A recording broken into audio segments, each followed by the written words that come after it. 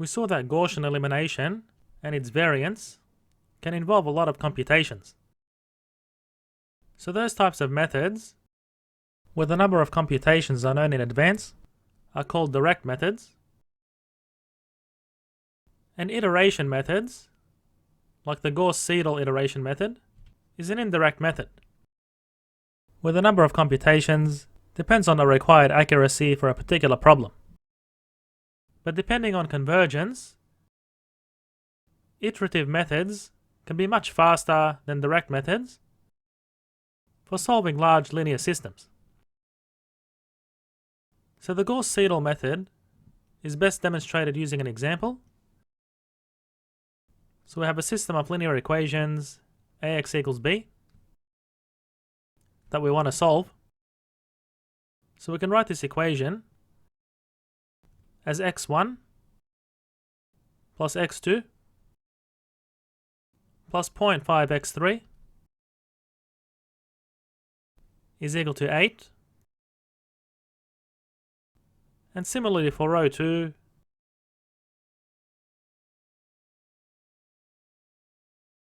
and in row 3,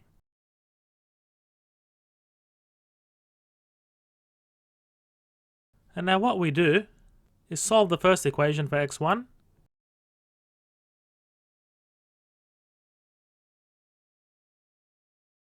and in the second row we solve for the second unknown.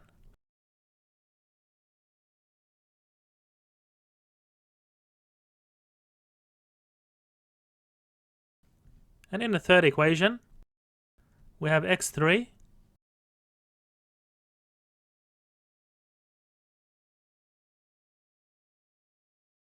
and now we can solve this system by iteration. So we create a table where we have the iterations being 0, 1, 2 and so on, and then we have the computed value for x1, x2 and x3 after each iteration. So first we'll start with an initial guess for x1, x2 and x3. So we'll start with 1 and we'll take 3 decimal places.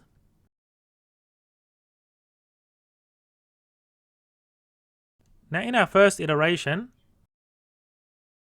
we're computing x1, x2 and x3. So when computing x1, the latest values we have of x2 and x3 are our initial guesses.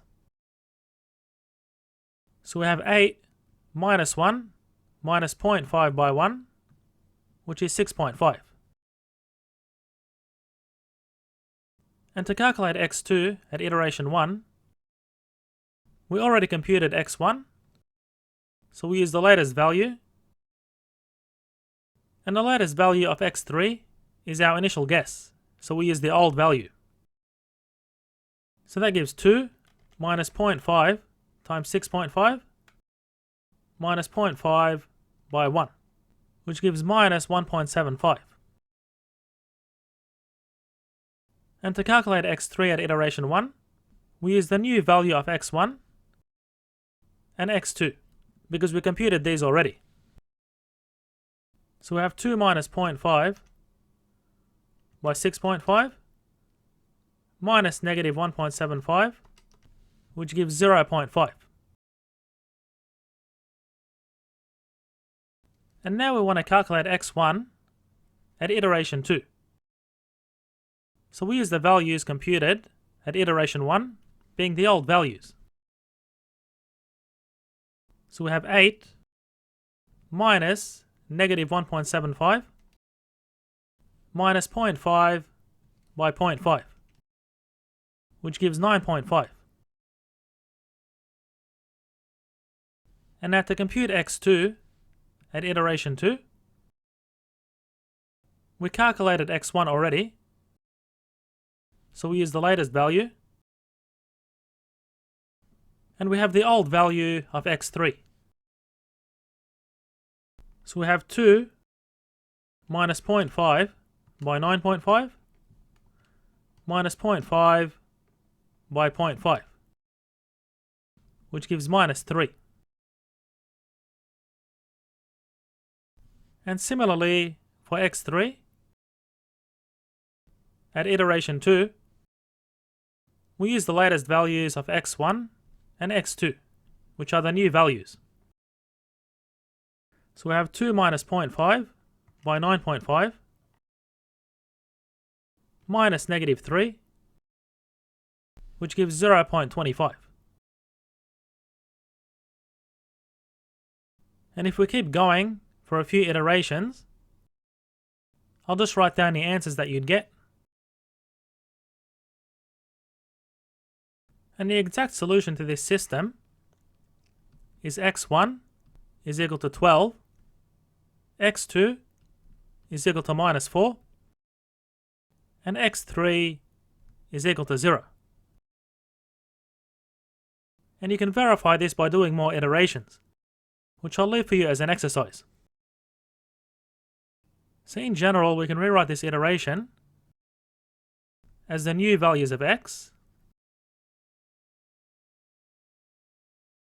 at iteration I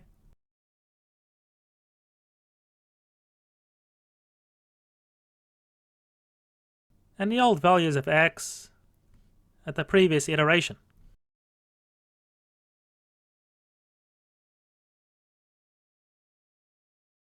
And we'll rewrite this into a form that can be translated to pseudocode in a computer algorithm and that can be checked for convergence.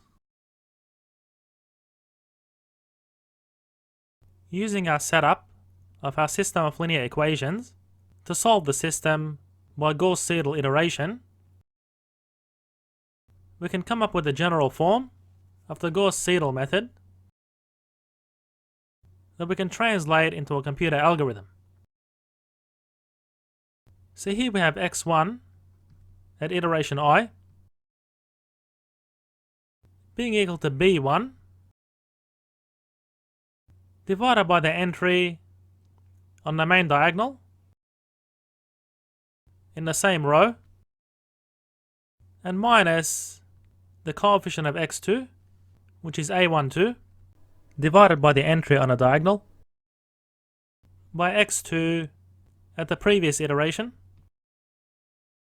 and minus a13 on a11 by the old value of x3.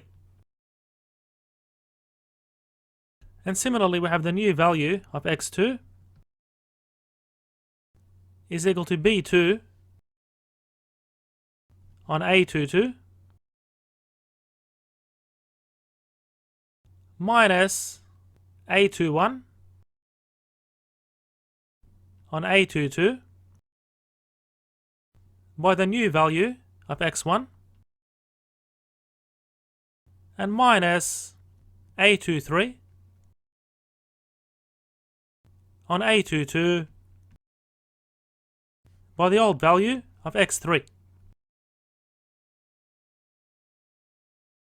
And finally, we have the new value of x3 being equal to b3 on a33 minus the coefficient of x1 on the entry on the diagonal in that row multiplied by the new value of x1 and minus the coefficient of x2 on the entry on a diagonal by the new value of x2.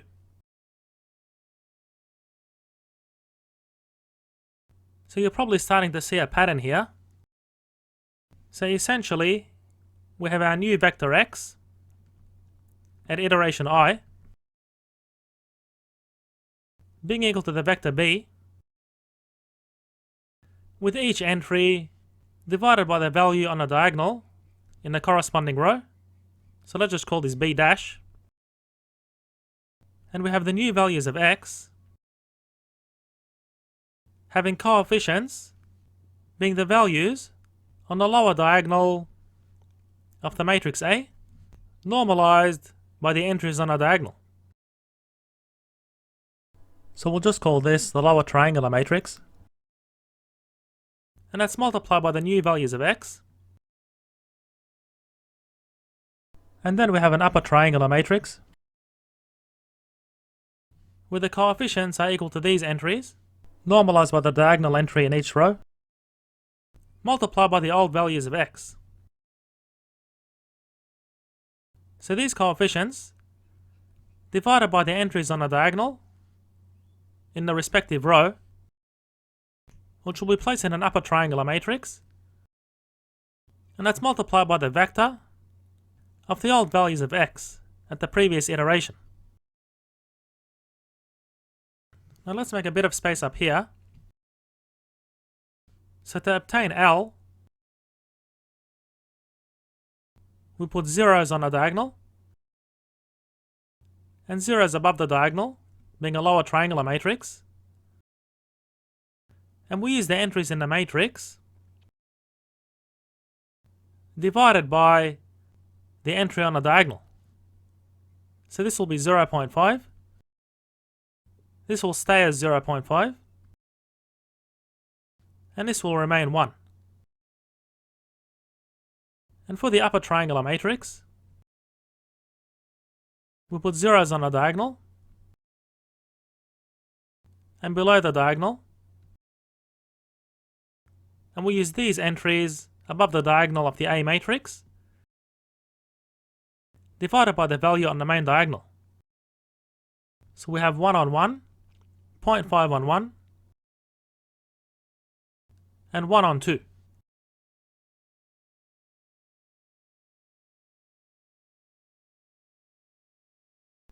Jacobi iteration is similar to Gauss-Seidel iteration,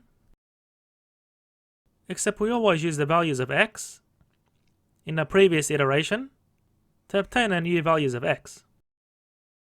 So let's show how this method is different from the Gauss-Seidel method using the same example. So we have iteration I, and we start our iteration from I equals 1, where I equals 0 is our initial condition or initial guess for our unknown variables. So again, we'll take our guesses for these values to be 1. So when I equals 1, we use our previous values of x at I equals 0, so we compute our new value of x1 using the old values of x2 and x3. So that would give 8 minus 1 minus a half is 6.5. And in the Jacobi iteration method, we use the old values of x to compute the new values of x. So in this case we have 2 minus 1 half by 1 minus 1 half by 1, which gives 1.0. And similarly for x3, we use the values of x in the previous iteration to compute the new values of x. So we have 2 minus a half minus 1, which is 0.5. And let's continue this over several iterations. And in our next iteration, we have x12 is 8 minus 1 minus 0.5 by 0.5, which gives 6.75. And then we have 2 minus 0.5 by 6.5 minus 0.5 by 0.5, which gives minus 1.5. And then we have 2 minus a half by 6.5 minus 1, which gives minus 2.25. And then we have x13. And now I'll do the remaining calculations, and you can pause the video if you like to compare the results. So recalling our actual solution was x1 is equal to 12, x2 is minus 4, and x3 is 0, the Jacobi method is not converging for this system. And in a more advanced course where you focus on numerical methods, there's convergence checks using matrix norms, such as the Frobenius norm or column sum norm and so on, to check for convergence before you start the iterations, which we'll leave for a later course.